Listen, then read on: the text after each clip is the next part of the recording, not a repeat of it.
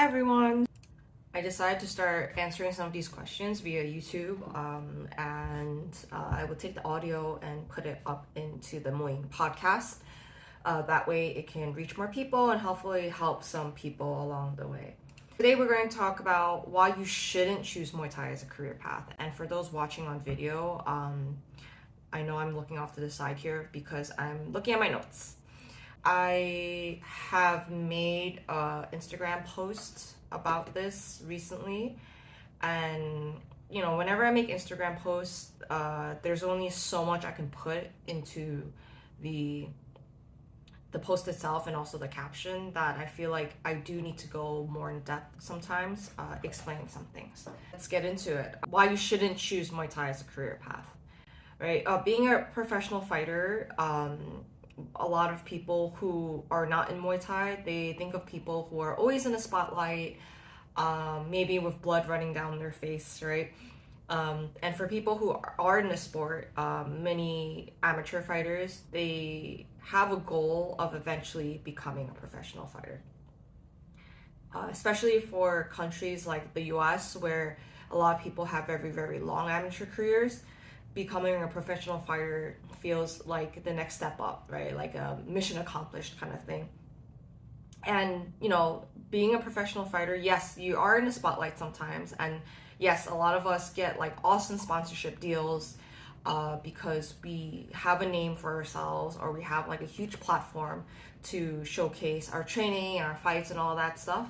And yes, professional fighters generally are able to fight on bigger shows and make some money from their fights, albeit not much. But like everything, there are upsides and downsides to living this life as a professional fighter, right? And for many of us, me included, the main thing that keeps us fighting despite all of these that I'm about to list is just pure love for the sport, pure love for Muay Thai and for fighting, right? There are so many reasons why people love the sport so much. For me personally, it's because it's like a self-development thing. I learned a lot about myself. You ask another pro fighter and their answer might be different. It might be the same, or they might have other reasons behind it. Anyway, so we're going to get into why you shouldn't choose Muay Thai, right? So one, the most obvious thing is the money, right? You probably already know this, but out of all the fighting sports, Muay Thai is towards the bottom of the list when it comes to fight purses and livability. At the top of the list is boxing, and after that, I would say it's MMA. Somewhere after that, it's kickboxing, and then Muay Thai would be towards the bottom. I'm not. These are just based off the combat sports that are popular that people watch, the ones that I am aware of, but I'm sure there are things other than MMA, boxing, and all that. And again, it's combat sports, not just martial arts and competitions. So the only people who are able to truly live off just their fight purses are people who are living in developing nations like Thailand, right? And even then, it's not every single Thai fighter that is able to make these big earnings. And one of the reasons why they're able to actually live off this money is because the money just goes further in Thailand, and as when they're fighters, they don't have any extra expenses. The camp that they're contracted to will take care of all their living costs, including their accommodation, their food, and their training, which are the three main things as a sponsored fighter or a contracted fighter. And then if a fighter, let's say Rotang or Stamp or Superbond, gets into like a high paying promotion like One Championship, their fight purses are really high, any bonuses they get are really high, and like for example, sometimes Stamp gets like a bonus of like 50,000 US dollars from like a good performance off just one fight, right? And some people in the US make that in just 1 year. But again, so the difference between a fighter that grew up and lives and is planning to live in a developing nation for the rest of their life, they're able to stretch that money way, way, way further as opposed to a Western fighter from like the UK or the US or Australia, right? So if you're interested in becoming a pro Muay Thai fighter only for the money, then you're definitely 110% in it for the wrong reasons. Like top fighters, they can make a lot of money. It's not easy, and it takes like a lot of hard work, dedication, and for fighters in developing nations where fighting is a way out of poverty, it takes a lot of sacrifice to get there. Like a lot of them, they don't go to school. A lot of them, they don't get to spend a lot of time with their families in the sake of their fighting career, right? And even if you do have hard work and dedication to try to become a pro fighter that may or may not be able to make a decent living off fighting, at least during the years that you are active, it's no guarantee that you'll be able to support yourself or your family from month to month, right? As a fighter, you're just at the mercy of your body. If you have a fight scheduled and it's a really big fight, but you get injured, guess what? You're out of the fight. If some freak accident happens, then you might be out for a long time. Like if you got into a car accident or something worse than that, you tore your ACL, things like that, you'll be out for a really long time. So you're definitely at the mercy of your body, and money is never ever guaranteed, and stability in a way is also not. Okay, the second thing, fame, right? Don't get into Muay Thai for the fame. I know a lot of people love getting their pictures taken, which is fine, love getting like spotlight and things published on them on social media or otherwise. And it could be cool to feel like a local celebrity, but don't forget that fame is fleeting, right? And it's not a good enough reason to dedicate like years and years and years of your life to the sport. If you're okay with just getting that spotlight for just a little bit, this probably doesn't apply to you. Fighting Muay Thai for an objective, from an objective standpoint, it's a very high risk and low reward path to take. And those rewards that we get, again, objectively, they do not justify all the time that we put in to a single fight, right? Like, especially for amateur fighters, like a lot of amateur fighters, they spend so much time in the gym, hours upon hours upon hours, only for them to actually have to maybe pay some money to fight or get no financial compensation and just be able to say that they won, right? Of course, I'm not saying that this means nothing, and I'm definitely not saying that there's nothing that you can gain out of this process. But just objectively, like if you look at it financially and also like cost, risk, and the payoff from it, it's very high risk and low reward. And like I mentioned before, Muay Thai is a very dangerous sport to be in. Like it's not like something like golf where you're hitting an object, right? Again, I'm not saying that you can't get injuries from golf, but in Muay Thai, you're actively trying to hurt another person. So that inherently is dangerous. So unlike regular careers like office jobs that can span like 20, 30, 40, 50 years sometimes, fight careers, at most they only last like a couple decades. They're very, very short-lived, and again, that time that you're spending, you'll probably spend like the first 5 or 6 years fighting for no money, if you're living in like in a country like the US where there's a big amateur scene, right? Some people spend their entire amateur careers over 10, 15 years only fighting amateur and never becoming pro. So this is something that you need to take into account. And like the money, even though fame is a possibility, not everyone will get there, right? There are so many accomplished fighters from the past that have not received like a drop of recognition for their accomplishments. For a variety of reasons, right? Back in the day, there wasn't any social media.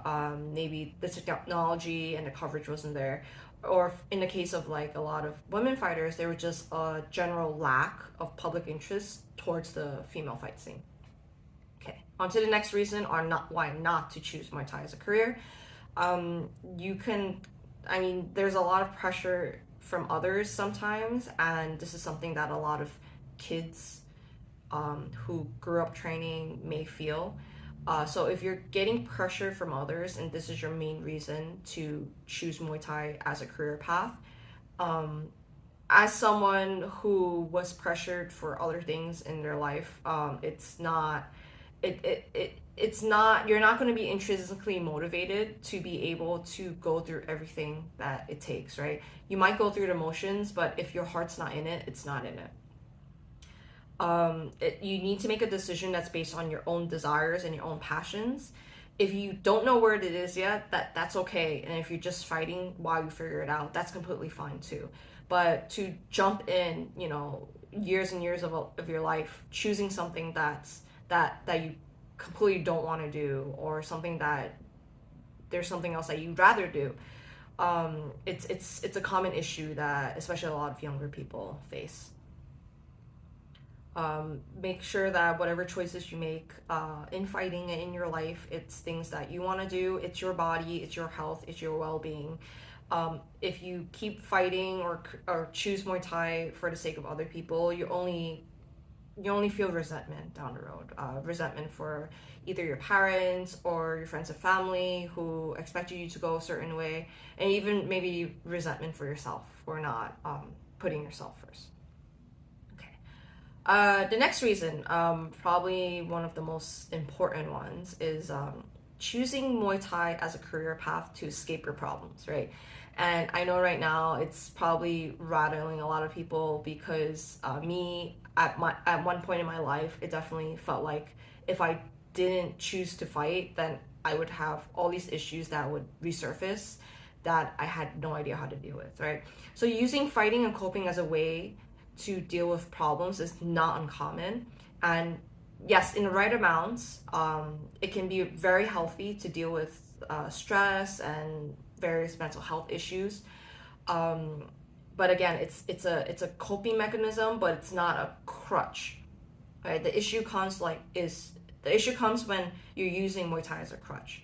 So Muay Thai, it can be used as a way to escape all your problems in your personal life, but it's not the best way to deal with your problems, right? If you use anything from drugs to alcohol to, some people become like sex addicts, it's not, it's avoidant behavior and you're not dealing with your issues, meaning that your issues are always going to be there.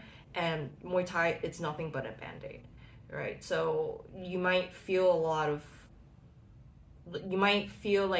you really, really, really need Muay Thai because it's the only thing preventing you from actually facing your problems head on, right?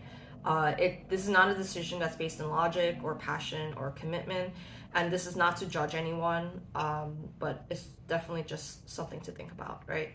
And something else I'd like to mention on this topic is that many people who don't deal with their issues, if they eventually get to a high position as like a coach or something of that sort where they're in a position of power, they will use these positions of power to project the unhealthy, unhealed issues that they have, right? So you see a lot of people using their students as like emotional punching bags, right? Not just real punching bags, but like emotional punching bags because they have some issues that they just never dealt with.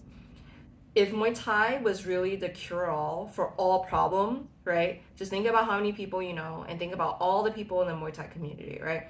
There wouldn't be so many toxic coaches, toxic teammates in the community, all right? I'll say that again. If Muay Thai was really the cure-all for all problems, there wouldn't be so many toxic people in the Muay Thai community. Okay, on to the next and last that I have for this list. Again, this list is not comprehensive. There are definitely way more other reasons why you shouldn't choose Muay Thai as a career path, but this is just the list that I've come up with that I think gets all those main points. So the last one is ego, right? If you want to prove something to yourself or to others by fighting, hey, it's great. That's a lot of people want to prove themselves wrong or prove other people wrong, and it's good to set goals and use that as some motivation, right? Like people who don't believe in you or people who doubted you, or maybe it was you that doubted you, right? It's good to use that as part of the motivation. But if that's your only motivation, then you're not approaching Muay Thai with the right attitude. self-confidence and a desire to win are important in any competitive sport, but a motivation driven by solely ego can lead to a lot of unhealthy behaviors and attitudes, so like what I discussed earlier. So in summary, it's important to approach professional Muay Thai fighting as a career, but you should approach it with the right motivations and mindsets. I'm not here to judge anyone. If you can relate to any of these, I definitely am speaking to you from a place of care and sympathy. I'm not saying, hey, you're bad for doing this. This is not what I'm saying. This is just giving you and the general public some things to think about. You need to have a general love for the sport, and if this is not something that you have, you should really evaluate what you're doing. A desire to challenge yourself and commitment to the hard work and discipline. There are so many better ways to motivate yourself instead of the things that I just said in this podcast. So anyway, I hope you like this first episode. I'm still thinking of what to call it. Eric from Resilient Fightwear said we should call this the Ask Angela segment, because I'm basically answering a lot of questions that I get in my comments and things like that. So yeah, enjoy and see you in the next one.